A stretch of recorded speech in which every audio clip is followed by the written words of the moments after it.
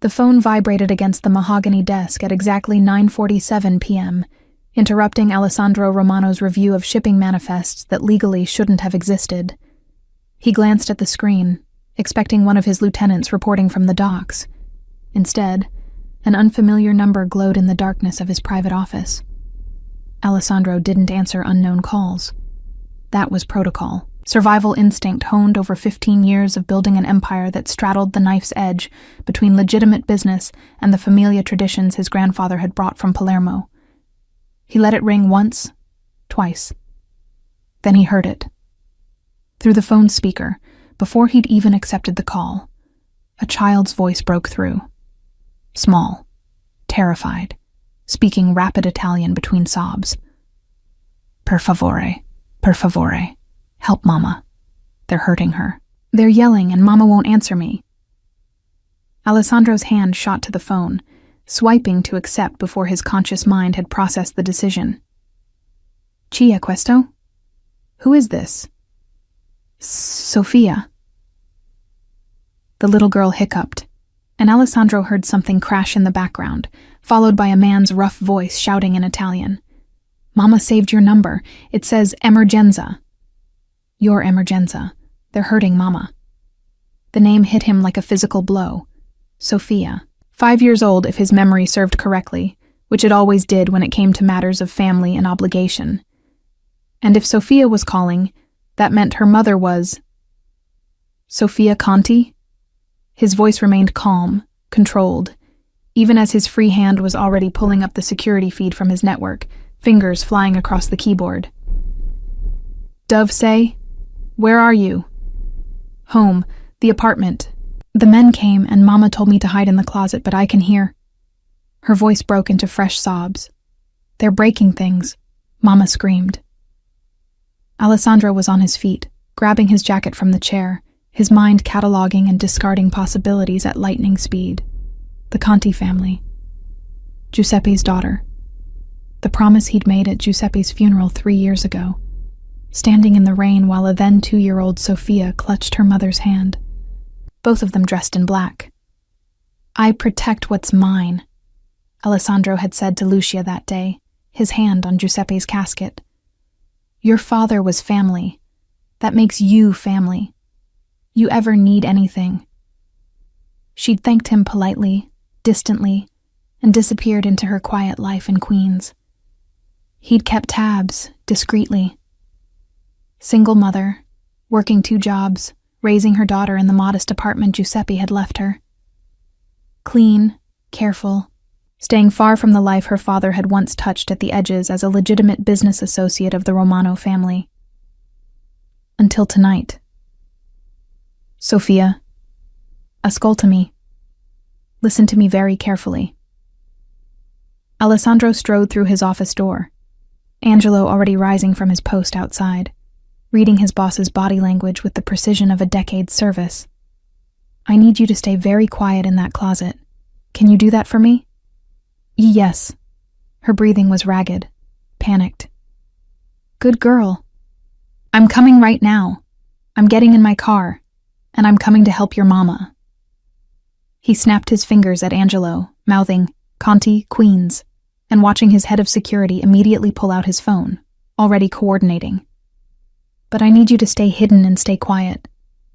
Can you tell me what the men look like? I don't know. I only heard them. They speak Italian, but not like Nonno Giuseppe. Different. Sicilian, Alessandro's mind supplied. Not his people then. Which meant someone else had decided Lucia Conti was fair game, that the protection of the Romano name meant nothing. That was a mistake he would personally correct. How many voices do you hear, Tesoro? He kept his tone gentle, soothing, even as he climbed into the back of his armored SUV, Angelo sliding into the driver's seat and pulling away from the curb before Alessandro had even closed the door. 2, maybe 3. They keep saying... Sofia's voice dropped to a whisper. They keep saying Nonno's name. They say Mama has to pay for something. But Nonno is dead. Mama cries about it. Giuseppe. The old man had been careful, had mostly kept his business separate from his family, but apparently not careful enough. Someone thought his daughter inherited more than just an apartment and a 5-year-old. Alessandro's jaw tightened. Sophia, is there a window in your closet? Can you see outside? No, it's just dark. I have Mama's phone. She dropped it. Smart girl. Resourceful. That was Lucia's doing. He remembered her at 15, the daughter of his father's associate, sharp-eyed even then, helping her father with his books, never missing a detail. You're doing so well, Sophia. Your mama would be very proud. Alessandro glanced at his watch. Traffic was light. 12 minutes if Angelo pushed it. I need you to do one more thing for me. Can you lock the closet door from inside? There's no lock, just the handle. Then put something against it. Shoes, boxes, anything heavy. He heard rustling, small grunts of effort, the sound of objects being moved by tiny hands. In the front seat, Angelo was on his phone, speaking in rapid Sicilian to someone Alessandro knew would be mobilizing the nearest crew. No one would arrive before Alessandro did, that was by design, but they'd be close enough to secure the perimeter, to ensure no one left that apartment building who wasn't supposed to. Okay, Sophia whispered. I put Mama's boot bag against the door. And the shoe boxes. Perfetto. Now I need you to be very, very quiet. Don't make any sound. I'm 8 minutes away. Promise you'll help Mama? The question, asked in a child's voice but carrying the weight of generations of Italian tradition, of family bonds that transcended blood, settled over Alessandro like a mantle. This wasn't just about Giuseppe's debt, whatever it was. This was about the fundamental code that had governed his life since his own father had explained it to him at 8 years old. Family protects family, his father had said. Always. No exceptions. I promise, Alessandro said. And he meant it with the same certainty he brought to every vow, every deal, every blood oath. I'm coming for your mama, and no one is going to hurt her anymore. The SUV took a corner at a speed that would have terrified most civilians. Alessandro barely noticed. His mind was already 3 steps ahead, calculating scenarios. If these were Sicilian enforcers collecting on Giuseppe's debt, they wouldn't kill Lucia. Not yet. They'd want information first, leverage, something they could use. That gave him time. But the sounds Sophia was describing, the crashing, the shouting, Lucia's scream, those weren't the sounds of a gentle interrogation. Someone was making a point. Someone wanted Lucia afraid. Talk to me, Tesoro, Alessandro said quietly. Are you okay? I'm scared.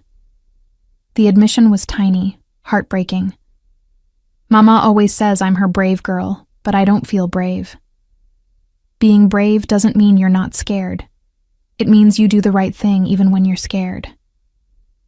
Alessandro remembered his grandfather saying something similar, decades ago, before sending him on his first collection. And you did the right thing. You called for help. That was very brave. Will you stay on the phone? The whole time. I'm not going anywhere.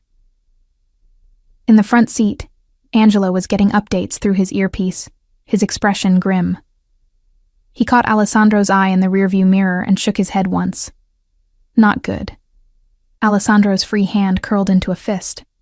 Whoever had decided to target Lucia Conti had just made the last mistake of their lives. Sophia, can you still hear the men? They stopped yelling. It's quiet now. I don't like the quiet. Neither did Alessandro. Quiet meant they'd either found what they wanted, or they'd moved to a different kind of persuasion. He glanced at his watch again. 5 minutes. Do you remember me, Sophia? He kept his voice conversational, calm, trying to keep her distracted from whatever was happening on the other side of that closet door. We met at your grandfather's funeral. You gave me a flower, a white rose. He had. He'd knelt in the rain and handed it to her while Lucia watched, her face pale and exhausted, accepting condolences with the grace of someone who'd been preparing for her father's death for months. Giuseppe had been sick, the cancer eating him from the inside while he tried to settle his affairs, to ensure his daughter and granddaughter would be provided for. Apparently, he'd missed something. "That's right," Alessandro said. "Your nonno was a good man. I knew him for a long time. Mama says he was the best papa in the world. She says..." Sophia's breath hitched. "She says when someone dies, they become a star, so nonno can watch me. Your mama is very smart." Alessandro swallowed against unexpected emotion. He'd seen death countless times, had ordered it more than he cared to count. But the innocence in Sophia's voice, the childish faith that her grandfather was somehow still watching, it reminded him why the code existed in the first place. Why family mattered. Why some things were worth protecting, even when the world called you a monster for the protection you offered. The SUV screeched to a halt outside a modest 3-story building in a quiet Queens neighborhood. Angelo was out first, already scanning for threats, his hand inside his jacket. Alessandro followed, still holding the phone to his ear. "Sophia, I'm here. I'm at your building. Which apartment?" 2B, second floor. "Stay in that closet. Don't come out until I tell you. Capisce?" "Capisce." Alessandro took the stairs 3 at a time, Angelo a half step behind. The door to 2B was slightly ajar, the frame splintered where someone had kicked it in. Inside, he could hear movement, low voices speaking in rough Sicilian dialect. He gestured for Angelo to circle around to the fire escape while he approached the door directly. The old way, his grandfather's way. Fast, brutal, decisive. Alessandro pushed the door open. The apartment was small but well kept, the kind of home a young mother would make for her daughter. Photos on the walls, Sophia's school pictures, candid shots of mother and daughter at parks and beaches, an old family photo showing Giuseppe with a much younger Lucia, toys organized in bins, a kitchen table with Sophia's coloring book still spread across it. And in the middle of the living room, 2 men Alessandro didn't recognize holding Lucia Conti by the arms, while a third stood in front of her, his fist raised. Lucia's lip was split, blood trickling down her chin. Her shirt was torn at the collar, but her eyes, dark and defiant, showed no fear, only fury. The 3 men turned as Alessandro entered, and he watched recognition dawn on their faces. Not recognition of him specifically, but of what he represented. The tailored suit, the cold confidence, the fact that he'd walked into their operation without hesitation. "Signor Romano," the one in front said, lowering his fist, "this doesn't concern you. You're in the home of Giuseppe Conti's daughter," Alessandro said quietly. "Giuseppe was under my family's protection. That makes this very much my concern. Giuseppe owed..." "I don't care what Giuseppe owed." Alessandro's voice could have frozen blood. "You laid hands on a woman under my protection. You terrorized a 5-year-old child. Those actions require correction." The man opened his mouth to argue. Alessandro pulled his gun, a simple, elegant motion, and shot him in the kneecap. The scream was satisfying. The other 2 men released Lucia immediately, reaching for their own weapons. But Angelo had come through the fire escape window behind them, his gun already trained on their backs. "Drop them," Angelo said calmly. They did. Alessandro walked forward, stepping over the writhing man on the floor, his attention fixed on Lucia. Up close, he could see the damage, bruises forming on her cheekbone, defensive marks on her forearms where she'd tried to protect herself. The way she held her ribs suggested they'd gotten body shots in too. But she stood straight, her chin up, meeting his eyes with the same fierce pride he remembered from her father. "Sophia?" she asked, her voice rough. "Safe, in the closet. I have her on the phone." Alessandro held up his cell.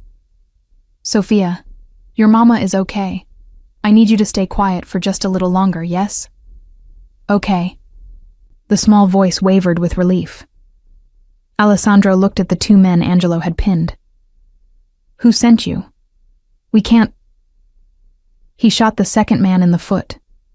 The sound was deafening in the small apartment. I'll ask once more, and then I start taking fingers. Who sent you? The first man, the one bleeding on the floor, broke first. Dante Gallo.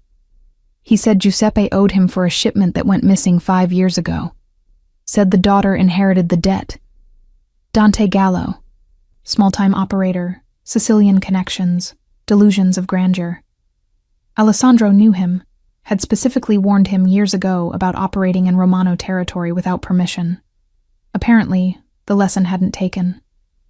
The debt, Alessandro said softly, is paid. Giuseppe Conti was under my protection. His family remains under my protection. You tell Dante Gallo that if he wants to collect anything, he can take it up with me personally. And you tell him. He leaned down, speaking directly into the wounded man's ear, that if he ever comes near this family again, I'll personally feed him to the fish. He straightened, looking at Angelo. Get them out. Make sure they understand the message. Angelo nodded, already herding the 3 men toward the door. They limped and stumbled, leaving blood on the carpet, but Alessandro didn't spare them another glance. His attention was entirely on Lucia. Can you walk? He asked. She nodded, then swayed slightly. Alessandro caught her elbow, steadying her, and felt her flinch before forcing herself still. I need to get Sophia, she said. I'll get her. You need to sit down before you fall down. For a moment, he thought she'd argue. Then her knees buckled, and Alessandro guided her to the couch, supporting her weight with surprising gentleness. Sophia, he called toward the bedroom. It's safe now. You can come out, Tesoro. He heard the sounds of boxes being moved, tiny hands working at obstacles too heavy for her. A moment later, a small figure appeared in the doorway. Dark curls like her mother's. Enormous brown eyes wide with fear and hope. Mama! Sophia ran across the room, launching herself at Lucia, who caught her daughter with a pained gasp that she quickly converted into a murmured reassurance. I'm okay, baby. I'm okay. Alessandro watched them cling to each other. This mother and child who'd just survived something no one should have to survive, and felt the weight of his promise settle more firmly around his shoulders. We need to leave, he said quietly. They know this address. It's not safe. Lucia looked up at him over Sophia's head, and in her eyes, he saw the moment she understood. This wasn't a rescue. This was an irrevocable change. The moment she'd programmed his number into her phone as emergency, the moment Giuseppe had accepted Romano protection years ago, this moment had become inevitable. She'd stepped into his world. And in Alessandro Romano's world, protection came with strings. Where? She asked. Somewhere safe. I have a property in Manhattan. Secure. Private. You and Sophia will stay there until this is resolved. I have a job. Sophia has school. Will be arranged. Alessandro pulled out his phone, already typing instructions to his people. Pack a bag. Just essentials. Everything else can be replaced. Lucia's jaw tightened, but she nodded, recognizing that this wasn't a negotiation. Not yet. Not when her daughter was still trembling against her chest, when blood still dripped from her split lip, when the apartment door hung broken on its hinges. She'd ask questions later, demand explanations, push back against the control he was exerting. But right now, she'd accept the protection he offered. Because that was how survival worked in Alessandro Romano's world. And whether she knew it or not, Lucia Conti had just become a permanent part of that world. The Manhattan penthouse was everything Lucia's queen's apartment wasn't. Sprawling, pristine, decorated with the kind of casual wealth that came from generations of money, both legitimate and otherwise. Floor-to-ceiling windows overlooked Central Park, the city lights spreading like fallen stars across the darkness. Sophia had fallen asleep in the car, her small body finally surrendering to exhaustion. And now she lay curled on a leather sofa that probably cost more than Lucia's entire year's rent. Lucia stood at those windows, her reflection ghostly in the glass, cataloging the damage she could see. Bruised cheekbone turning purple, split lip swollen, defensive marks on her arms darkening to ugly yellows and greens. Her ribs ached with every breath, sharp reminders of fists and boots, and the moment she'd thought she might not survive to see her daughter again. Behind her, she heard Alessandro on the phone, his voice low and controlled, speaking in rapid Italian to someone who was clearly accustomed to receiving orders at midnight. Arranging things, he'd said, making calls, ensuring their safety, ensuring their captivity. Some part of her mind whispered, "Dr. Esposito will be here in 20 minutes. Alessandro's voice pulled her from her thoughts. She turned to find him watching her with an intensity that made her skin prickle. "He's discreet. He'll check you over, make sure nothing's broken." "I'm fine." The words came automatically. The same lie she'd told herself while hiding Sophia in the closet, while taking blows meant to break her, while calculating how long she could hold out before they moved from fists to something worse. Alessandro's expression didn't change, but something in his eyes suggested he'd heard that particular lie before. "Humor me." It wasn't a request. Lucia recognized the tone, the same one her father had used when discussing business, when the veneer of politeness couldn't quite hide the steel underneath. She'd grown up on the edges of this world, careful never to step too far in, knowing that men like Alessandro Romano didn't make suggestions. They made statements and expected compliance. "How did they find me?" she asked instead. "I've been careful.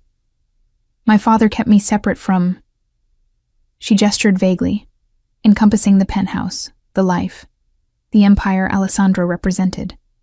All of this. "Your father did keep you separate." Alessandro moved to the bar, pouring 2 glasses of whiskey with practiced efficiency. He offered her one, which she accepted despite herself. But Giuseppe had business dealings that predated his association with my family. Dante Gallo apparently held a grudge about a shipment that went missing 5 years ago. 5 years ago, my father was already sick. Lucia took a sip of the whiskey, felt it burn down her throat, momentarily drowning the taste of blood. He wouldn't have been involved in anything. The shipment was stolen by someone else. But Gallo blamed Giuseppe, and when your father died without paying the perceived debt, Gallo decided you inherited the obligation. Alessandro's voice was clinical, matter of fact. It's an old-world mentality. Blood debt passed through generations. That's insane. That's tradition. He studied her over the rim of his glass. In my world, family obligations don't end with death. They transfer. Your father was a good man, Lucia, but he operated in circles where debts are paid in blood if necessary. The casual way he said it, blood if necessary, sent a chill through her despite the expensive warmth of the penthouse. This was Alessandro Romano's world. This was the reality her father had brushed against, had tried to shield her from, had ultimately failed to protect her from. So what now? She kept her voice steady, refusing to show fear. "I'm under your protection, which means what exactly? I live here? Give up my job, my life, my independence? Become another kept woman in a gilded cage?" Alessandro's expression flickered. Surprise, maybe, or respect. "You think that's what this is? Isn't it?" Lucia met his gaze directly. "You swept in, eliminated the immediate threat, and brought me to your territory. You're making arrangements for my life without asking what I want. That sounds like control to me, no matter how you dress it up as protection." For a long moment, silence stretched between them. Lucia could hear Sophia's soft breathing from the couch, The distant hum of city traffic 40 stories below, the clink of ice in Alessandro's glass as he set it down with deliberate care. "Your father saved my life once," he said finally. "Did he ever tell you about that?" The shift in topic threw her. "No. I was 19, stupid, arrogant, thought I was invincible because I carried the Romano name." Alessandro's voice carried an edge of old memory, old pain. "I walked into a situation without proper backup, without thinking it through. Giuseppe was there on legitimate business. He had no reason to get involved. But when the shooting started, he pulled me behind cover, took a bullet in the shoulder that was meant for me." Lucia's breath caught. She'd seen the scar on her father's shoulder, had asked about it as a child. He'd told her it was from a car accident, nothing to worry about. He never said, because he was a good man who understood that some debts transcend business. Alessandro moved closer, his presence filling the space between them. "I owed him my life. When he died, that debt transferred to his family, to you, to Sophia. This isn't about control, Lucia. This is about honor.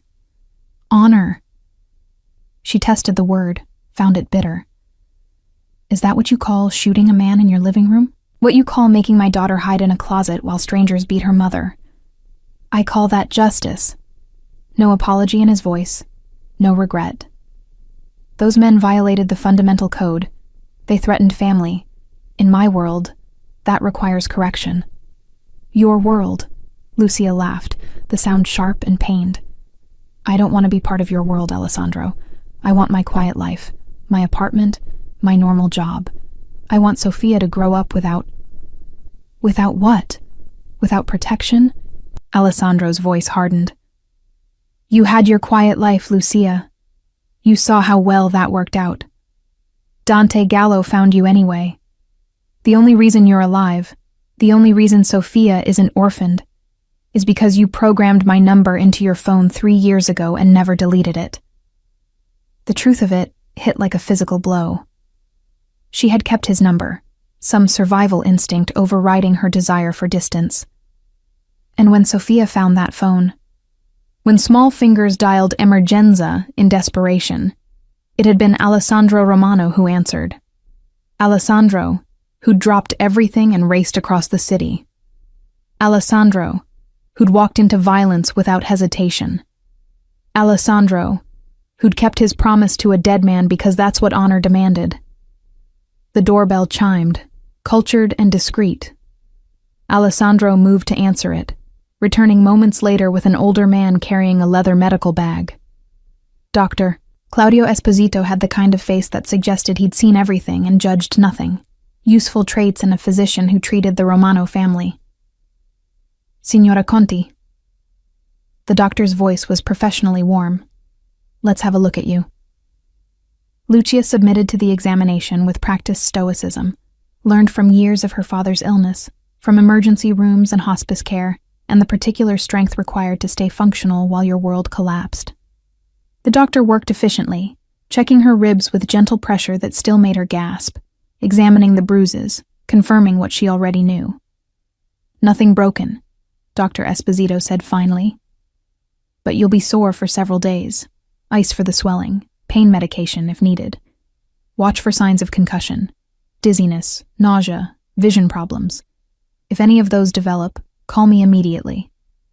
"I will." She accepted the prescription he handed her, knowing one of Alessandro's people would fill it within the hour. Everything arranged, everything controlled. After the doctor left, Alessandro gestured toward a hallway. "Guest rooms are this way.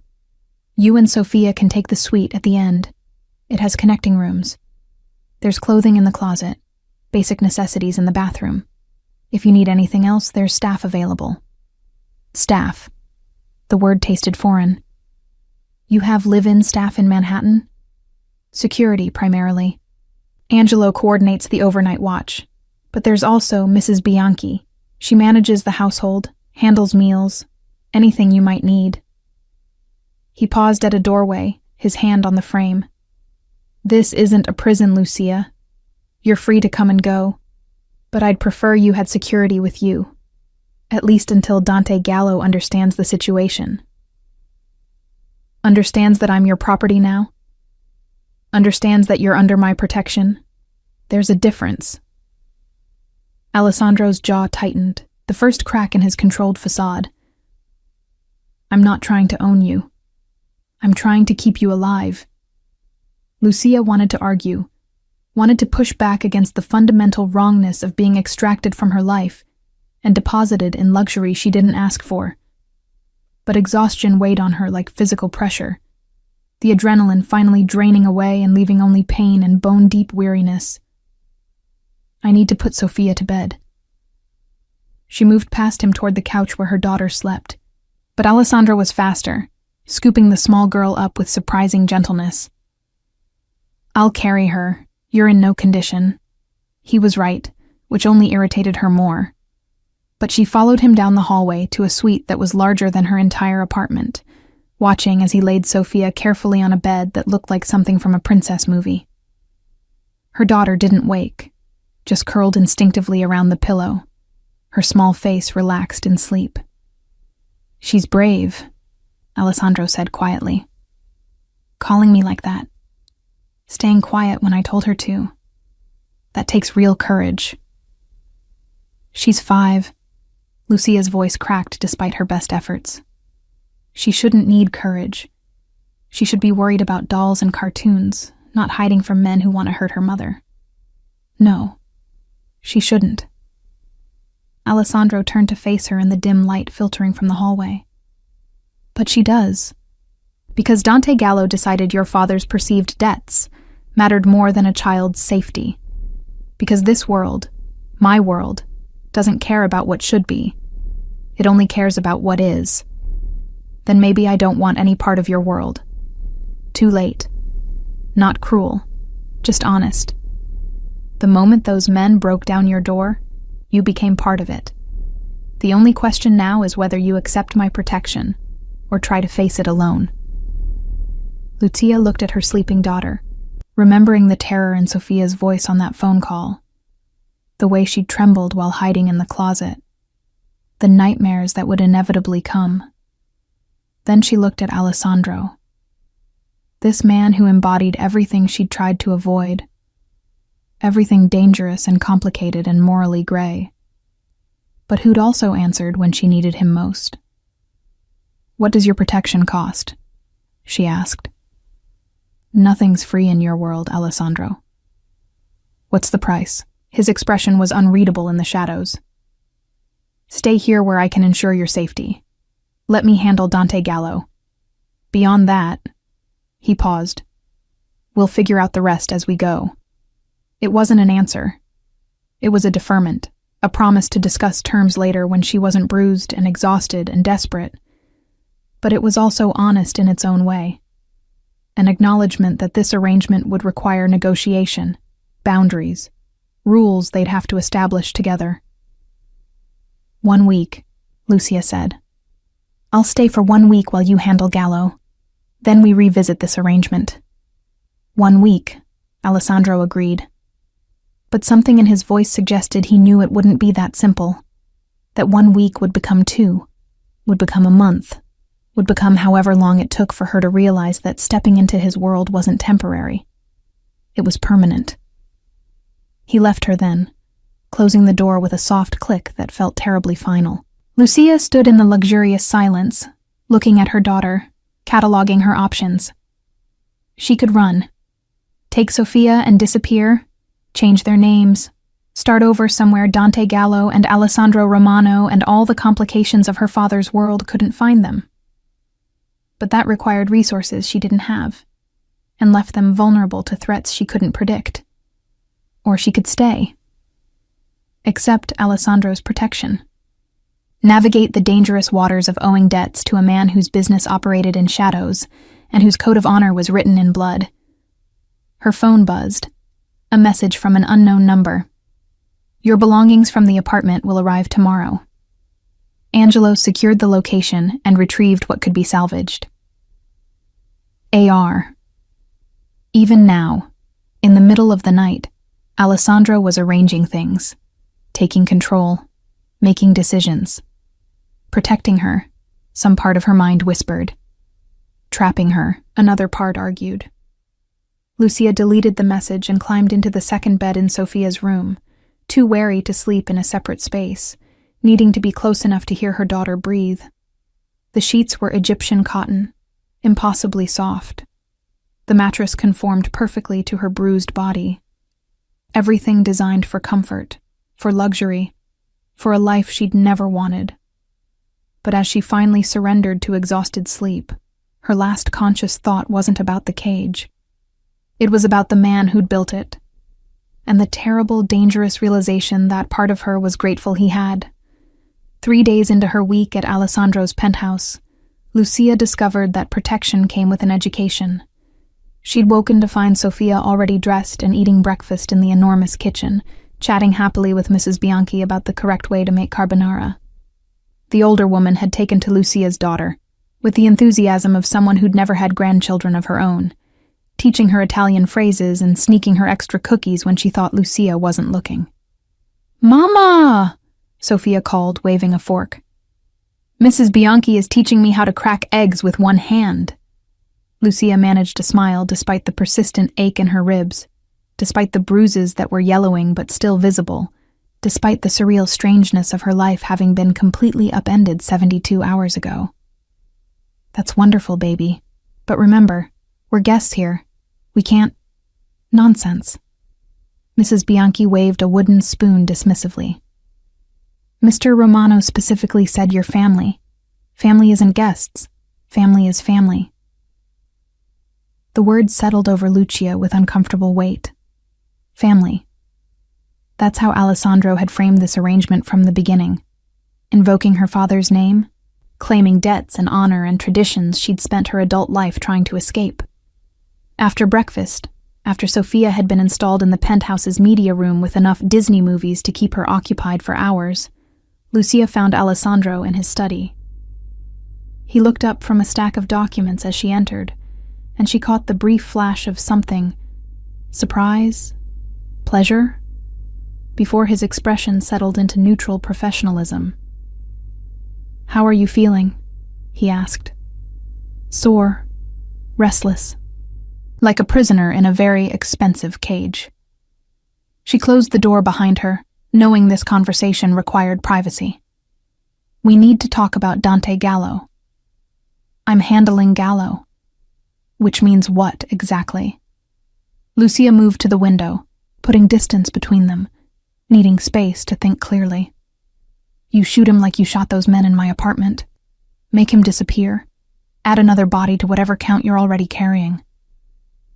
Alessandro's silence was answer enough. "I don't want anyone dead because of me," she said. "This isn't about you. It's about principle." He stood, moving around his desk with that predatory grace she was starting to recognize.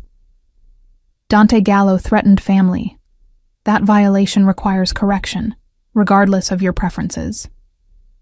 "My preferences?" Lucia laughed, sharp and bitter. "Is that what we're calling my moral objections to murder? I call it naivety." No heat in his voice, just matter-of-fact assessment.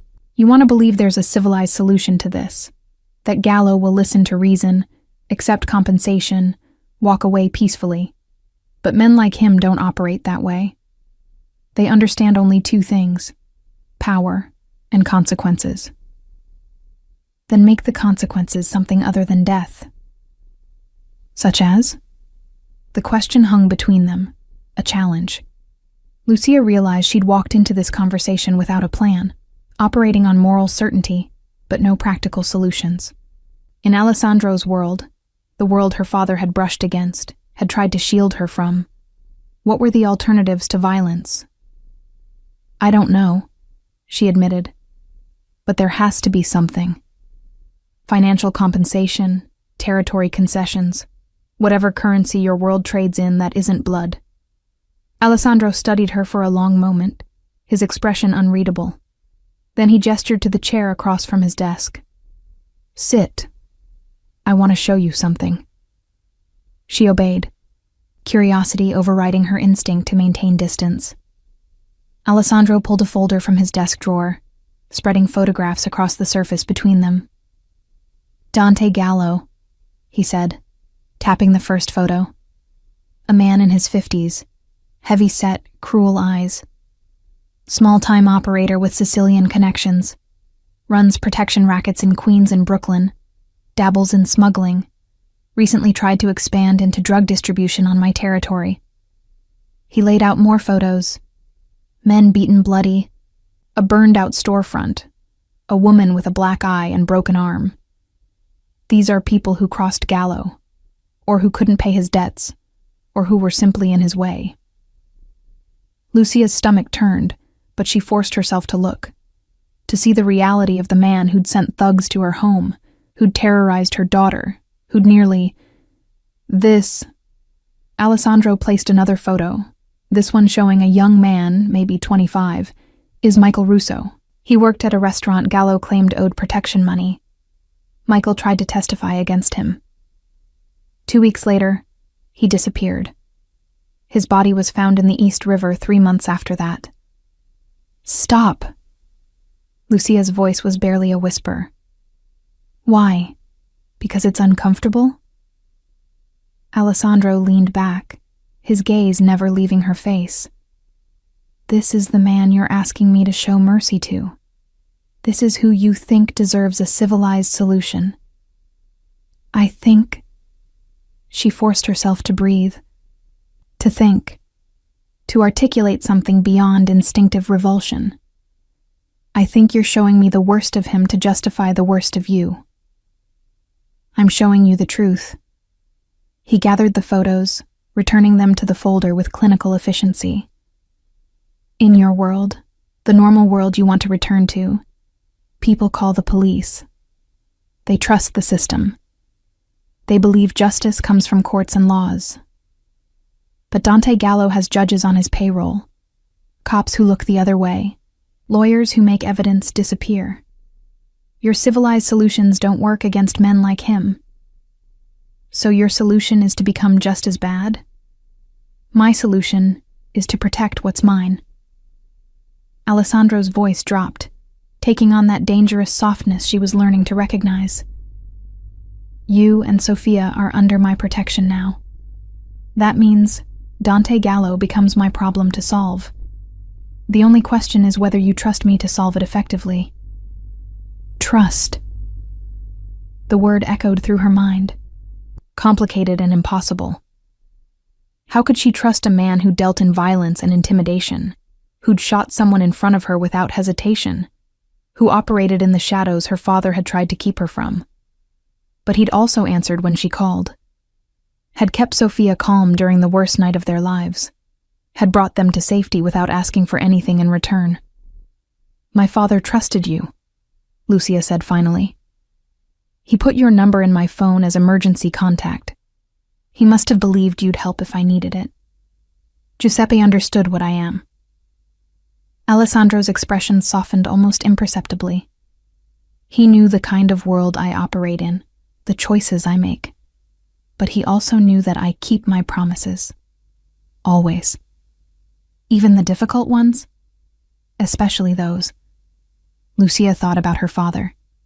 The man who'd raised her with love and laughter, who'd taught her to question authority and think independently, who'd also had connections to people like Alessandro Romano.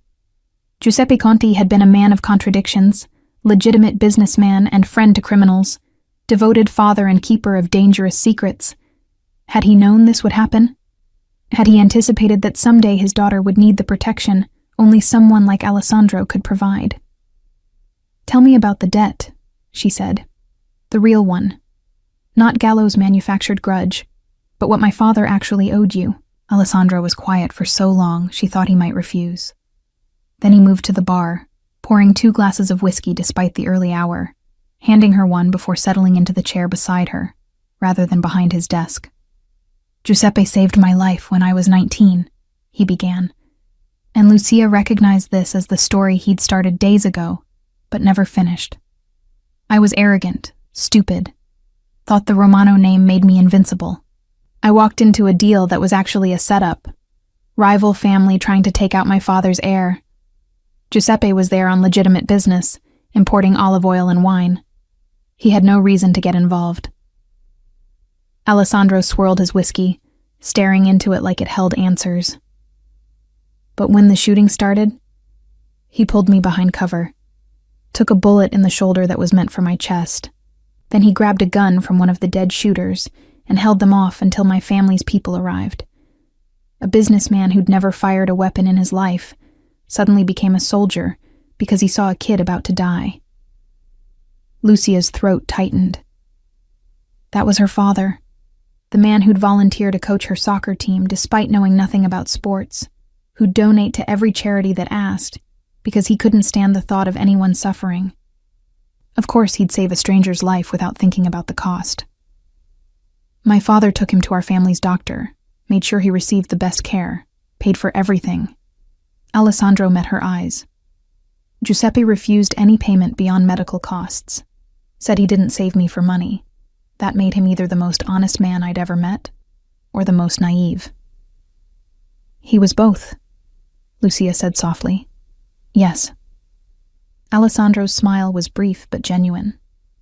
He was, and that's why when he came to me 5 years later, needing help with a business problem, I couldn't refuse. What kind of problem? The kind where his legitimate import business had accidentally become a front for someone else's illegal smuggling operation. Alessandro's expression hardened. Giuseppe didn't know. He was good at business but terrible at reading people.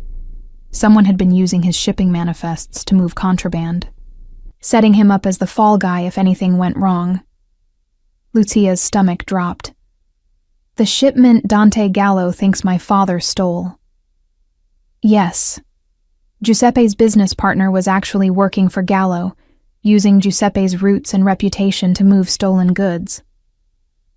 When one of those shipments got intercepted by my people, because they were moving through Romano territory without permission, the partner blamed Giuseppe and disappeared, leaving your father holding responsibility for a theft he didn't commit. So my father came to you. He came to me, Alessandro confirmed. Asked me to clear his name, to fix the problem he'd accidentally created. I did. I found the real thief, made sure everyone understood Giuseppe had been used, settled the territorial dispute with the families whose goods had been stolen. Your father's reputation was protected, his business continued operating legitimately, and Dante Gallo was warned to stay away from him. But Gallo didn't forget. Gallo doesn't forget anything. He's small and petty and vindictive. When Giuseppe died, and there was no longer Romano protection actively enforcing the warning, Gallo decided to collect on a debt your father never owed. Alessandro set down his glass with controlled precision. That's why those men came to your apartment. That's why Sofia had to hide in a closet. Because Dante Gallo saw an opportunity to extract payment from a dead man's daughter. The pieces clicked together with horrible clarity. Her father's illness, his careful arrangements in his final months, the way he'd insisted she program Alessandro's number into her phone, just in case. Giuseppe had known this might happen, had tried to protect her the only way he could, by ensuring she had access to someone powerful enough to stand against men like Gallo. So what now? Lucia asked. You've explained the history, shown me that Gallo is dangerous, made it clear that civilized solutions won't work. What's your actual plan? Gallo needs to understand that you and Sofia are permanently off limits, that any future attempts to collect this fabricated debt will result in his complete destruction. Alessandro's voice was matter-of-fact, discussing violence like it was a business negotiation. I'll arrange a meeting, make the terms clear, give him the opportunity to walk away. And if he doesn't take that opportunity, then I remove the threat permanently. There it was, the line she couldn't cross, the fundamental difference between her world and his. Alessandro offered protection, but that protection came with blood, with violence, with solutions that her conscience couldn't accept, even as her survival instincts recognized their necessity. I need time to think about this, Lucia said. Take the time you need. But understand. Alessandro leaned forward, his intensity sharpening. Dante Gallo isn't waiting for you to make peace with my methods. Every day you hesitate is another day he might try something else. Another day Sofia is at risk. The mention of her daughter was calculated, deliberate. Alessandro knew exactly how to apply pressure, how to make Lucia's choices feel impossible. She could object to his methods while accepting his protection, could maintain her moral high ground while benefiting from his violence. Or she could acknowledge the uncomfortable truth that in this situation, with these stakes, Alessandro's way might be the only way that kept her daughter safe. 1 week, she said, standing. You said I could stay for 1 week while you handled this. It's been 3 days. You have 4 more to resolve it however you see fit. After that, we discuss what happens next. Agreed. Alessandro stood as well, offering his hand. 4 days. Lucia shook it, feeling the warmth of his palm against hers, the controlled strength in his grip. This was the man who'd shot someone in front of her without hesitation, the man who'd kept her father's secrets and honored debts that transcended death, the man who'd answered when a terrified 5-year-old called for help. She released his hand and walked out, feeling his gaze follow her down the hallway. 4 days to decide whether she could live with the protection he offered, whether she could accept safety that came soaked in moral compromise. 4 days to figure out if she was her father's daughter, in more ways than she'd ever wanted to admit. On the 5th day of her stay at Alessandro's penthouse, Lucia woke to find Sofia already dressed in new clothes that had appeared in the closet overnight. Expensive designer pieces that probably cost more than Lucia's monthly salary at both her jobs combined. Mrs. Bianchi said these were for me. Sofia twirled in a navy blue dress with white trim. She said I look like a principessa. Lucia's first instinct was to refuse, to pack her daughter back into their Target clearance clothes, to reject this casual display of wealth that made her stomach clench with discomfort. But Sofia was beaming, happier than she'd been since before the attack, and Lucia couldn't bring herself to dim that joy. You look beautiful, baby. She kissed Sofia's forehead. But remember, these are borrowed. We're still guests here. Mrs. Bianchi says we're family. That word again. Family. The justification Alessandro used for everything. The protection. The control. The decisions he made without consulting her. She was beginning to understand that in his world, family was both shield and shackle, protection and possession. After breakfast, Angelo appeared at the penthouse door, dressed in his usual dark suit, his expression professionally neutral. Mr. Romano asked if you'd join him this morning. He has something to show you. Lucia's guard went up immediately. Show me what? He said you'd want to see how he handles Dante Gallo. Everything in her wanted to refuse. She didn't want to witness whatever violent resolution Alessandro had planned, didn't want to become complicit through observation. But she'd given him 4 days. Those 4 days were up today.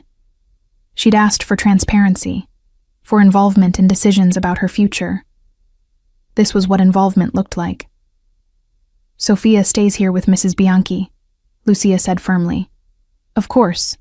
Mr. Romano would never bring a child to... Angelo stopped himself. She'll be safe here. I guarantee it with my life. The solemn way he said it reminded Lucia that these men operated on codes she barely understood, where honor and loyalty meant something visceral and absolute. Angelo would die before he let harm come to Sofia. That certainty should have been terrifying. Instead, it was oddly reassuring. 20 minutes later, Lucia found herself in the back of Alessandro's armored SUV, heading downtown to a location Angelo wouldn't specify. Alessandro sat beside her, dressed in a charcoal suit that probably cost more than her month's rent, checking his phone with the casual efficiency of a man comfortable with power. Where are we going? Lucia asked. Neutral territory, a restaurant in Little Italy that's been operating since Prohibition. Family who owns it has survived by staying neutral in all disputes. Alessandro pocketed his phone, giving her his full attention. Dante Gallo agreed to meet, discuss terms. You're negotiating? I'm clarifying reality.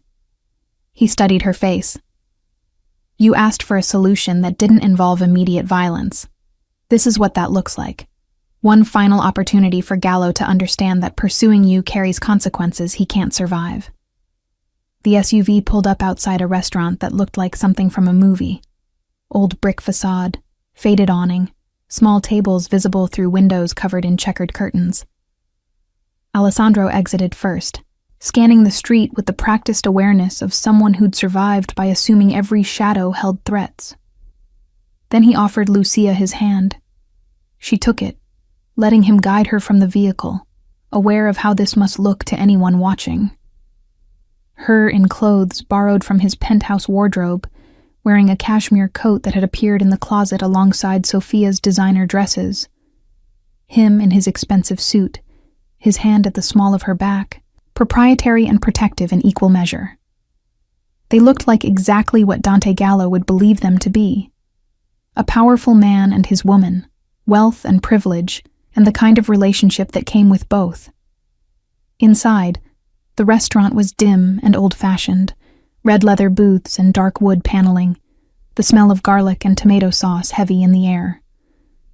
An older man in a white shirt and black vest greeted Alessandro by name, leading them through the dining room to a private section in the back.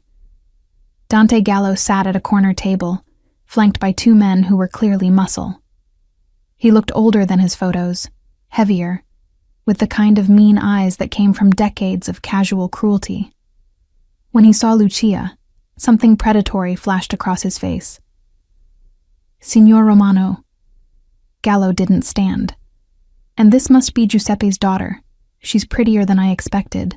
Alessandro's hand tightened fractionally on Lucia's back, the only sign of reaction. Let's discuss business, Dante. That's why we're here. They slid into the booth opposite Gallo, Alessandro positioning himself between Lucia and the other man. Angelo remained standing near the entrance, his presence a reminder that Alessandro hadn't come unprotected either. Business? Gallo smiled, showing yellowed teeth. Of course, the debt Giuseppe owed me. Giuseppe owed you nothing. Alessandro's voice could have cut glass. We've already established this. The shipment you claim he stole was taken by your own man, who used Giuseppe's legitimate business as cover. Giuseppe was cleared of all involvement. This meeting is to clarify that any debt you believed existed died with him. The daughter inherits my protection. Alessandro leaned forward slightly, his whole body language shifting to something dangerous. Which means she inherits my patience, which is considerably less generous than her father's. Touch her or her daughter again, and I'll consider it a personal insult. Gallo's smile never wavered. You're spreading yourself thin, Romano. Protecting everyone, controlling everything. Some people in our world are starting to wonder if you have the strength to back up all those promises. Then some people should ask the families I've eliminated in the past 5 years. No threat in Alessandro's voice, just fact. Or they could ask the Bratva how their expansion into Brooklyn went. Or the Colombians who thought they could move product through my territory without permission. Ask any of them how thin I'm spread. The temperature in the private room seemed to drop. Lucia felt the violence simmering beneath Alessandro's controlled exterior, recognized that she was witnessing the man her father must have known. Not the protective figure who carried Sophia to bed, but the empire builder who'd consolidated power through force and fear. So this is about respect, Gallo said. You want me to publicly acknowledge that Giuseppe's debt is settled. I want you to understand that Lucia Conti and her daughter are permanently off limits, that any future attempts to collect, harass, or threaten them will result in your immediate and total destruction. Alessandro pulled a folder from his jacket, sliding it across the table. This is what that destruction looks like. Gallo opened the folder. Lucia couldn't see the contents, but she watched the color drain from his face. These are complete financial records of every operation you run, every account, every asset, every person on your payroll, including the 3 police officers, 2 judges, and 1 federal prosecutor, who supplement their income through your generosity. Alessandro's smile was colder than his voice had been. I also have documentation of the 12 people you've had killed in the past decade, with enough evidence to put you in prison for the rest of your life. Or, he paused, to make you irrelevant in our world. Dead or in prison, either way, you're finished. You can't. I already have. The only question is what I do with this information. Alessandro leaned back, his posture relaxing slightly. If you walk away from this manufactured debt, forget Giuseppe Conti ever existed. I keep this filed away. You continue your small operations, stay out of my territory, and we have no further conflict. And if I don't? Then I activate everything. Your police protection disappears. Your operations get raided. Your assets get frozen. Every family you owe money to suddenly gets anonymous tips about your weaknesses. Alessandro's voice dropped to that dangerous softness. And when you're completely vulnerable, when you have nothing left to defend yourself with, I'll let nature take its course. There are a lot of people who'd like to see you dead, Dante. I wouldn't even have to get my hands dirty. Lucia's breath caught. This was Alessandro's alternative to immediate violence, a different kind of destruction, slower, but just as final. He'd researched, compiled evidence, built a case that could dismantle Gallo's entire operation without firing a single shot. It was brilliant and terrifying in equal measure. Gallo stared at the folder for a long moment. Then he looked at Lucia, his expression calculating. She must be something special for you to go to all this trouble. She's family, Alessandro said simply. That's all the reason I need. Family. Gallo closed the folder, sliding it back across the table. Giuseppe was soft. I see his daughter is too, hiding behind your protection instead of fighting her own battles. Lucia felt something snap inside her. She'd been silent through this entire exchange, playing the role of helpless woman being protected by a powerful man. But she was Giuseppe Conti's daughter, and he'd raised her to be more than decoration. My father wasn't soft, she said, her voice steady despite the fear thrumming through her veins. He was honorable. He paid his debts, all of them. He saved Mr. Romano's life and refused payment beyond medical costs. He built a legitimate business and raised his daughter to have principles. That's not softness. That's strength you're apparently too petty to recognize. Gallo's eyes narrowed. Careful, little girl. You're insulting a man who sent thugs to beat me in front of my 5-year-old daughter. Lucia leaned forward, matching Alessandro's earlier posture. Who manufactures debts from dead men and terrorizes women who can't fight back? You want to talk about soft? You're not even brave enough to face your targets yourself. You send others to do your violence while you hide behind manufactured grudges. Lucia. Alessandro's voice held warning, but also something else. Surprise, maybe. Or respect. No. She kept her gaze locked on Gallo. He needs to hear this. My father was worth 10 of you, Dante Gallo. He had honor, integrity, courage. You have nothing but fear and petty cruelty. So yes, I'm under Mr. Romano's protection. Because I'm smart enough to accept help when it's offered, and principled enough to know that manufactured debts from small men don't obligate me to anything. The silence that followed was absolute. Gallo's face had gone red, his hands clenched on the table. His muscle had tensed, ready to react. Angelo had moved slightly closer, his hand inside his jacket. Then, unexpectedly, Gallo laughed. Giuseppe's daughter indeed. He shook his head, something like genuine amusement crossing his features. He always did have fire. I see she inherited it. So, we have an understanding. Alessandro's voice had lost its dangerous edge, become almost conversational. The debt is settled. Lucia and Sophia are off limits. You walk away and continue your business elsewhere." Gallo studied them both for a long moment. Then he nodded. "We have an understanding." "But Romano—" He stood, his men rising with him. "Next time someone insults me to my face, make sure they're worth the protection you're offering. Because I'm letting this slide once, for Giuseppe's memory, not twice." He left, his muscle following, leaving Lucia and Alessandro alone in the private room. The moment the door closed, Lucia's hands started shaking, delayed adrenaline finally catching up to her conscious mind's recklessness. "That was—" Alessandro started. "Stupid. I know." Lucia pressed her hands flat on the table to stop their trembling. I couldn't sit there and let him insult my father, let him call me soft for accepting help. I was going to say brave." Alessandro reached across the table, covering one of her shaking hands with his. "Incredibly stupid, but also brave. Do you have any idea how close you came to—" "To what?" "To him having his men attack me in neutral territory? To starting a war between families?" Lucia met his eyes. "Or were you always going to stop it before it got that far?" Alessandro's expression shifted, became almost sheepish. Angelo had 3 men positioned around the restaurant. If Gallo had moved aggressively, he wouldn't have made it to the door. "So, I was never actually in danger. You were in enough danger that my heart stopped when you started insulting him." Alessandro's grip on her hand tightened slightly. "But you were also right. About Giuseppe.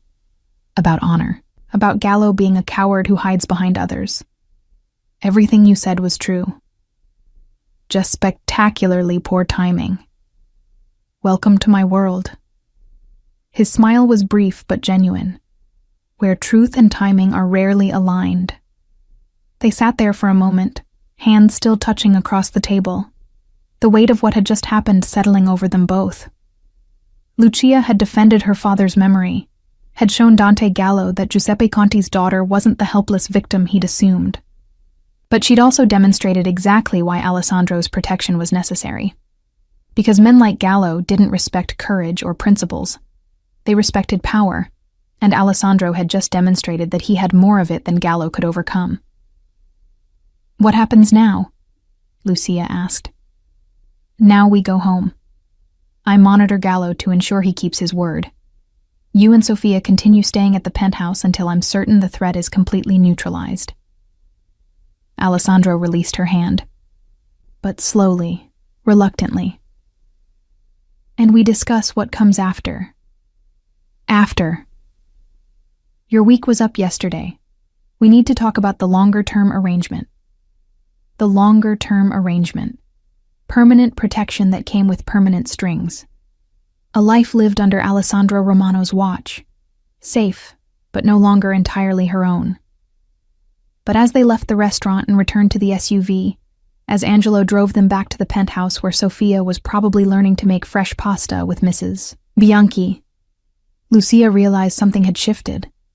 She wasn't just accepting Alessandro's protection anymore. She was starting to understand why her father had trusted this dangerous man enough to put his number in her phone as emergency. And that understanding was almost more frightening than anything Dante Gallo could have threatened.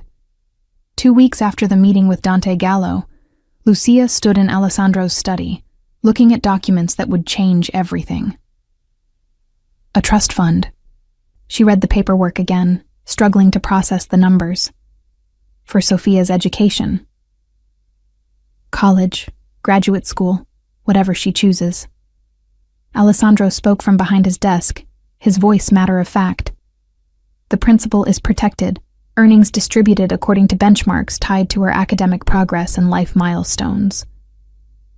This is... Lucia did the math in her head, her hands trembling slightly. This is more money than I'll make in my entire life. It's what your father would have wanted. Giuseppe valued education above almost everything else. My father wouldn't have wanted me accepting charity from... She stopped herself, but Alessandro finished the thought. From a criminal? From someone whose wealth comes from illegal operations? His expression didn't change.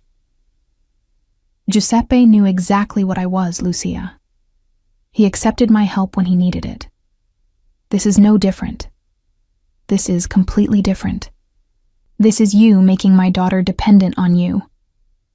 This is me ensuring Sofia has opportunities regardless of what happens to either of us. Alessandro stood, moving around his desk to face her directly. If something happens to me tomorrow, the trust is irrevocable. If you decide to leave, to go back to your life, the money is still hers. There are no strings attached. There are always strings. But even as Lucia said it, she was reading the paperwork more carefully, seeing the truth in his words. The trust was structured to be completely independent, managed by a neutral third party, accessible to Sofia regardless of Lucia's relationship with Alessandro. It was the kind of gift that came with no expectation of return, which made it more dangerous than any debt. Why? Lucia asked. Why do all of this? The protection, the penthouse, now this. What do you want from me? Alessandro was quiet for a long moment, his gray eyes studying her face with that intensity she'd come to recognize. Your father saved my life. That created a debt that can never be fully repaid. But it's more than that. He moved to the window, looking out at the Manhattan skyline. Giuseppe was the only person outside my family who treated me like a human being instead of a weapon. He'd invite me to Sunday dinners, talk to me about books and art and ideas that had nothing to do with business. He showed me there could be more to life than power and violence. Lucia's throat tightened. She remembered those Sunday dinners, remembered her father inviting various business associates, remembered a younger Alessandro sitting at their table, listening to Giuseppe's passionate discussions about Italian literature and Renaissance art. She'd been 15, awkward and shy, barely noticing the quiet young man who seemed so out of place among her father's usual guests. I didn't know, she said softly. You weren't supposed to. Giuseppe kept his worlds very separate. Alessandro turned back to face her. But he gave me something I didn't know I needed. Proof that I could be more than what my family demanded. That there was honor in protection, not just in power. And now you're trying to repay that by protecting us. I'm trying to honor his memory by being the man he believed I could be. Alessandro's voice roughened slightly. Giuseppe died believing his daughter and granddaughter would be safe. I intend to make that belief justified. Lucia set down the trust documents, her hands steadier now. I've been here for 2 weeks. Sofia has settled in, made friends with Mrs. Bianchi, started calling this place home. I've watched you coordinate your business, seen how you operate, witnessed the respect and fear you command from everyone who works for you. And I'm terrified. The admission cost her, but she forced it out. Not of you specifically, but of what staying here means, of raising my daughter in this world, of becoming dependent on protection that comes from violence, of losing myself in the process. Alessandro listened without interrupting, giving her space to articulate fears she'd been holding since that first night. But I'm also practical, Lucia continued. Dante Gallo backed down because of your power, not my principles. Men like him will always exist. We'll always see people like me as vulnerable targets. I can go back to my queen's apartment, get my jobs back, pretend that none of this happened. But that doesn't make me safe. It just makes me willfully ignorant. So what do you want to do? The question, asked without pressure, without manipulation, surprised her. Alessandro was offering her a choice, even knowing her decision would affect his ability to keep his promise to Giuseppe. I want to negotiate, Lucia said. Real terms, clear boundaries. If Sofia and I stay here, if we accept your protection, I need to know exactly what that means. Alessandro's expression shifted. Surprise, then something like pride. All right, name your terms. Lucia had been thinking about this for days, cataloging what she could live with and what she couldn't. First, I work. I'm not going to be a kept woman living off your charity. I need employment, income that's mine. Agreed. I own several legitimate businesses that could use someone with your skills. Giuseppe taught you accounting, business management. You'd be an asset. Working for you isn't independence. Then work somewhere else. I'll provide references, ensure you're safe commuting, but the choice of employment is yours. He paused. Within reason. You're not working overnight shifts in dangerous neighborhoods. Lucia bristled at the control implied, then recognized the compromise. Fine. I choose the job. You approve the location for safety concerns. Second term. Sophia's education and activities. I make those decisions. You can fund them through the trust or whatever arrangement you prefer, but I decide where she goes to school, what extracurriculars she participates in, how she spends her time. Agreed, with one caveat. I maintain veto power over anything that puts her in unnecessary danger. Define unnecessary.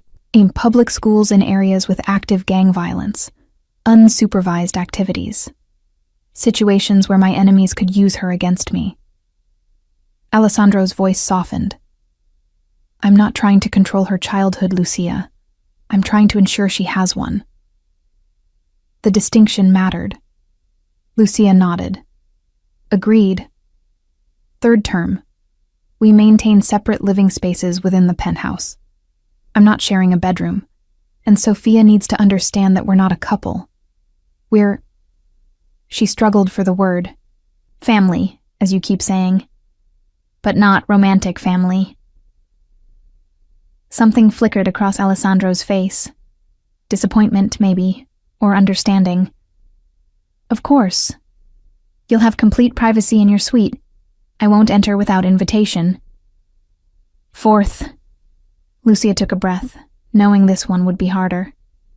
If I decide to date someone, to build a relationship outside of this arrangement, you don't interfere. My personal life remains my own. The silence stretched long enough to become uncomfortable. When Alessandro finally spoke, his voice was carefully neutral. You're asking me to allow potential threats into proximity of you and Sophia. I'm asking you to respect my autonomy. Anyone I date would be vetted by me first. I'm not stupid, Alessandro. I know the risks now. But I also won't live the rest of my life alone because you're overprotective. Overprotective. He almost smiled. That's one word for it. What's another? Realistic about human nature and the wolves who'll see you as a way to get to me. Alessandro crossed his arms. But I'll agree to this term with modifications. Anyone you date gets a background check. Non-negotiable. If they have connections to my enemies or histories of violence, I reserve the right to object. Object, not prohibit. Object strongly. Ultimate choice remains yours, but I will make my concerns clear. It was more than Lucia expected, less than she wanted. But it was compromise, genuine negotiation rather than dictate. Agreed. Fifth and final term. This arrangement gets reviewed every 6 months. If either of us feels it's not working, we renegotiate or end it entirely. You want an exit strategy. I want to know I'm choosing to stay, not just accepting inevitability. Lucia met his eyes. Every 6 months we sit down and honestly assess whether this is working for both of us. If it's not, we figure out an alternative that still keeps Sophia and me safe. Alessandro considered this for a long moment. 6 months. Full transparency about concerns. Genuine negotiation about changes. And if we can't reach an agreement, then you help me relocate somewhere safe. Somewhere I can build a new life. You don't just withdraw protection and leave us vulnerable. I would never... He stopped himself, realizing she needed the explicit promise. I will never withdraw protection from you or Sophia. regardless of our personal arrangement. Even if you leave, even if you hate me, you remain under Romano family protection. Always. The word, always, hung between them with the weight of a vow. This wasn't temporary protection contingent on her cooperation. This was permanent, irrevocable, the kind of promise Alessandro Romano didn't make lightly. "Then we have an agreement," Lucia said. Alessandro offered his hand. She shook it, feeling the now familiar warmth of his palm against hers, the controlled strength that could be gentle when it chose to be. "I'll have my attorney draw up a formal document," he said. "Everything we discussed, legally binding where applicable. You should have your own lawyer review it." "I don't have a lawyer." "Then I'll provide 3 names, independent attorneys not connected to me. You choose which one you want representing your interests." Alessandro released her hand slowly.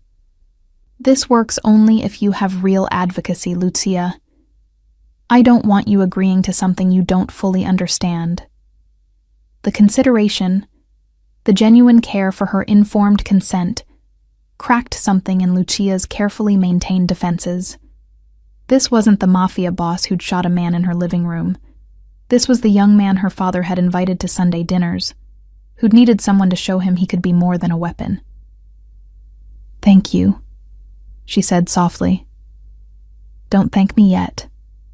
6 months living in my world might change your mind about everything."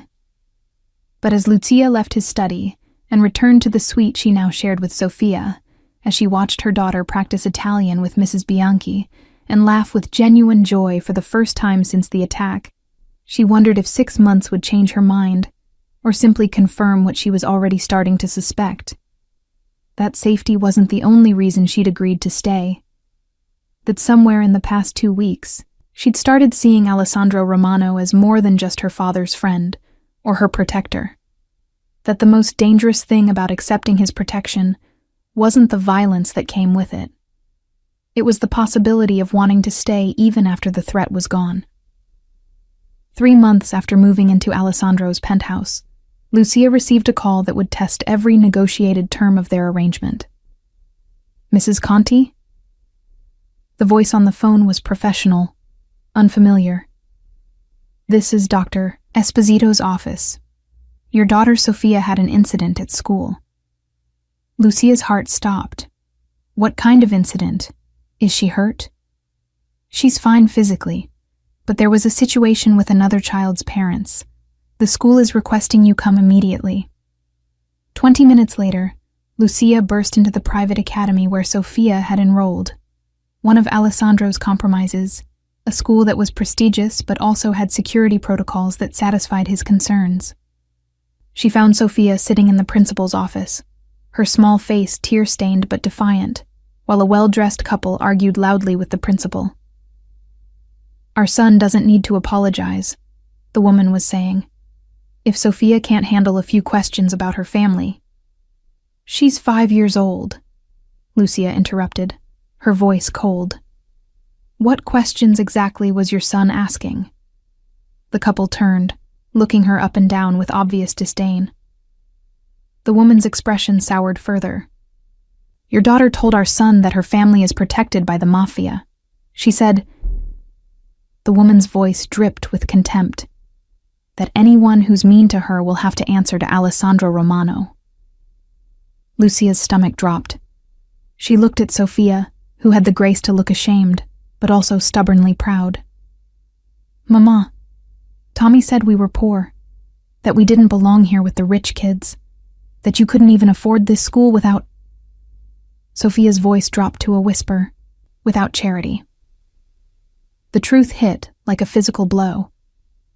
These children, or more likely their parents, had been discussing Lucia's financial situation, questioning how a single mother from Queens could afford an elite Manhattan academy. And Sofia, trying to defend her mother's dignity, had reached for the one defense she thought would work. Alessandro's name. "Ms. Conti," the principal began, clearly uncomfortable. We need to discuss Sophia's understanding of appropriate conversation topics. The school has a strict policy about what? Lucia kept her voice level despite the fury building in her chest. About children defending themselves against bullying? About standing up when someone insults their family? Our son wasn't bullying, the father interjected. He was asking legitimate questions. And frankly, if your daughter is associated with organized crime— My daughter, Lucia said, each word precisely enunciated, is associated with a family friend who has been kind enough to help us during a difficult time. If your son was asking legitimate questions about our financial situation, perhaps you should examine what you're teaching him about class and privilege. The mother's face flushed. How dare you suggest— I suggest you examine why a 5-year-old felt the need to question another child's economic status. Lucia crossed the office, kneeling in front of Sophia. Baby, did Tommy say anything else? Sophia's eyes filled with tears. He said poor people don't belong at his school, that we should go back to our apartment in Queens where we belong. I see. Lucia stood, turning to face the principal. So my daughter defended herself against classist bullying by referencing a family friend, and somehow she's the one being reprimanded? Ms. Conti, invoking MAFIA connections isn't appropriate. Neither is tolerating economic discrimination among 5-year-olds. Lucia gathered her purse, extending her hand to Sophia. Come on, baby. We're leaving. Ms. Conti, if you remove Sophia from school grounds during the day then expel her. Send the paperwork to Alessandro Romano's legal team. I'm sure they'll be fascinated to learn about your school's tolerance for bullying as long as it comes from wealthy families. She left, Sophia's hand tight in hers, aware that she'd just made a scene that would have consequences. But she wouldn't, let her daughter be shamed for defending herself, even if that defense had involved invoking Alessandro's protection. They were halfway to the penthouse when her phone rang. Alessandro. I heard, he said without preamble. Angelo monitors all communications regarding Sophia's school. Are you both all right? We're fine. But Sophia's probably getting expelled for defending her family. Yes, I know. His voice was warm, approving. She's Giuseppe's granddaughter. She has his fire. She invoked your name, Alessandro. Told that boy her family was protected by you. And she was right. No hesitation in his voice. She is protected. You both are. If that makes other parents uncomfortable, that's their problem. Lucia closed her eyes, feeling the weight of choices made and consequences still unfolding. The school will issue a formal apology by end of day, and the child who bullied Sophia will be required to apologize directly.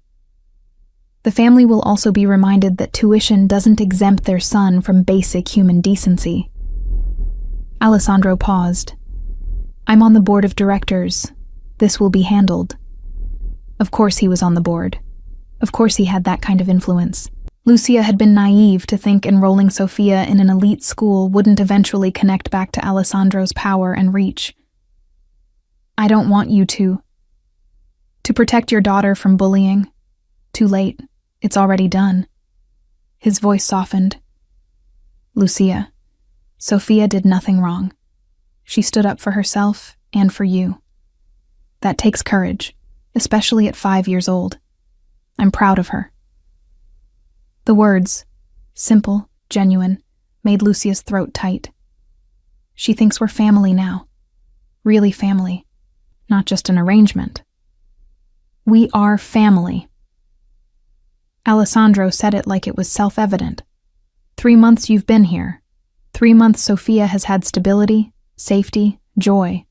3 months you've worked at the foundation, one of his legitimate businesses, managing grants for children's education programs, and proven yourself invaluable. This isn't temporary anymore, Lucia. It hasn't been for a while. He was right. Somewhere between negotiating terms and navigating daily life in the penthouse, between watching Alessandro teach Sophia Italian songs his grandfather had taught him and seeing how gently he could be with her daughter, Lucia had stopped counting days until she could leave. She'd started building a life here. "I'm scared," she admitted. "Of me. Of wanting this. Of depending on you. Of—" She stopped, unable to articulate the most dangerous fear. "Of caring about me," Alessandro finished quietly. "I know. I feel it too." The admission hung between them through the phone line, weighted with everything they hadn't said in 3 months of careful distance and negotiated boundaries. "We should talk about this," Lucia said. "We should. But first I need to handle the school situation. Then tonight, after Sophia's asleep, we'll talk. Really talk." He paused. "About what this has become, what we both want it to be." After they hung up, Lucia sat in the back of the SUV with Sophia curled against her side, processing the day's revelations. Her daughter had claimed Alessandro's protection publicly, had understood at 5 years old what Lucia had been trying to deny. That they weren't just staying here temporarily. They were becoming part of his world. Part of his family. That evening, after Sophia had been fed and bathed and tucked into bed with promises that school would be better tomorrow, after Mrs. Bianchi had retired for the night, and Angelo had finished his security sweep, Lucia found Alessandro in his study.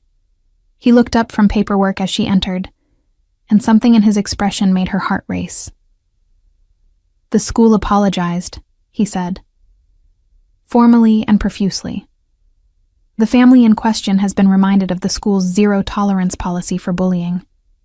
Sophia can return tomorrow if she wants, or we can look at other options." "She wants to go back. She said she's not letting Tommy win." Lucia closed the door behind her, leaning against it. "She really is Giuseppe's granddaughter. She's yours too. You raised her to have that strength." Alessandro set aside his work, giving her his complete attention. "You wanted to talk. About what this is. What we are." Lucia moved into the room, her heart pounding. 3 months ago, I negotiated terms for a temporary arrangement. Safety and protection in exchange for accepting your help. But that's not what this has become. No, it isn't. Sophia calls you Uncle Alessandro now. She asks for you when you're late coming home. She practices Italian so she can surprise you with new phrases. Lucia's voice wavered slightly. "She's attached to you in ways that terrify me. Because if this ends, she loses another father figure." Alessandro stood, moving around his desk to face her. "I know. I've thought about it too. And I have no intention of ending this." He stopped a few feet away, close enough to touch, but giving her space. "Lucia, 3 months ago you walked into my life because your father made me promise to protect you. But somewhere in these months, it stopped being about Giuseppe's debt. What's it about now? You." The word was simple, absolute. "It's about the way you defend your daughter with the same fierce loyalty Giuseppe showed me. About how you negotiated real terms instead of just accepting my dictates. About watching you build a life here while maintaining your independence." He moved closer. "It's about coming home and finding you and Sophia in the kitchen with Mrs. Bianchi, laughing over burned cookies. About Sophia asking me to read her bedtime stories in Italian. About you trusting me with the most precious thing in your world." Lucia's breath caught. "Alessandro, I'm falling in love with you." He said it quietly, certainly, like he'd made a decision and wouldn't be swayed from it. "With your strength, your principles, your refusal to be controlled even when accepting protection.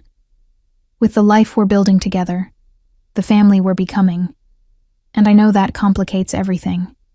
That it wasn't part of our agreement. But I won't lie about it anymore."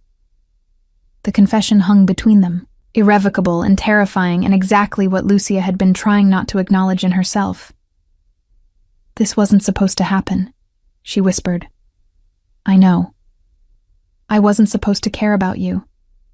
This was just protection, just honoring my father's connection to you. I know. But I do. The admission cost her everything. I care about you. More than I should, more than is safe.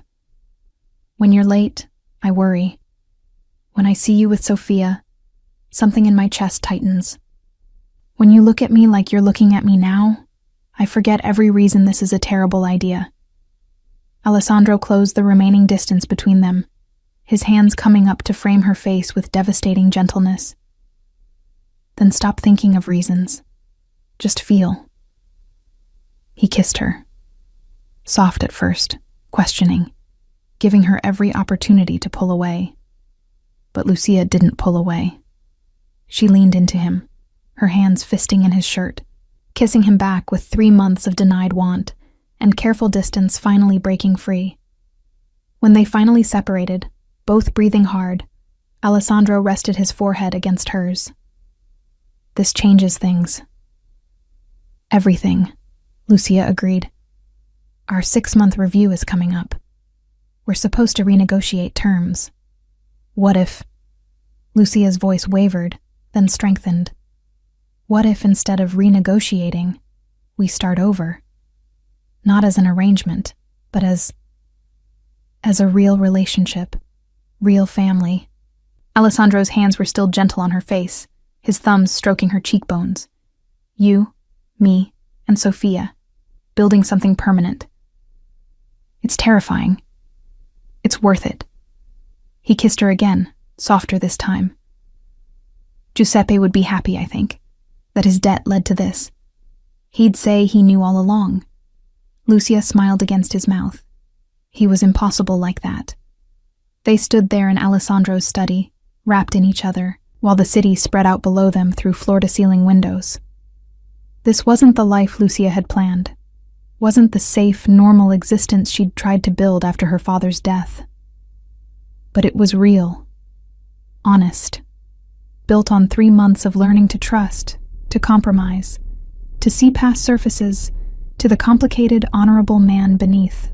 6 months later, when Sophia called Alessandro Papa for the first time, and he went very still before sweeping her up in his arms, Lucia understood that some debts could never be repaid.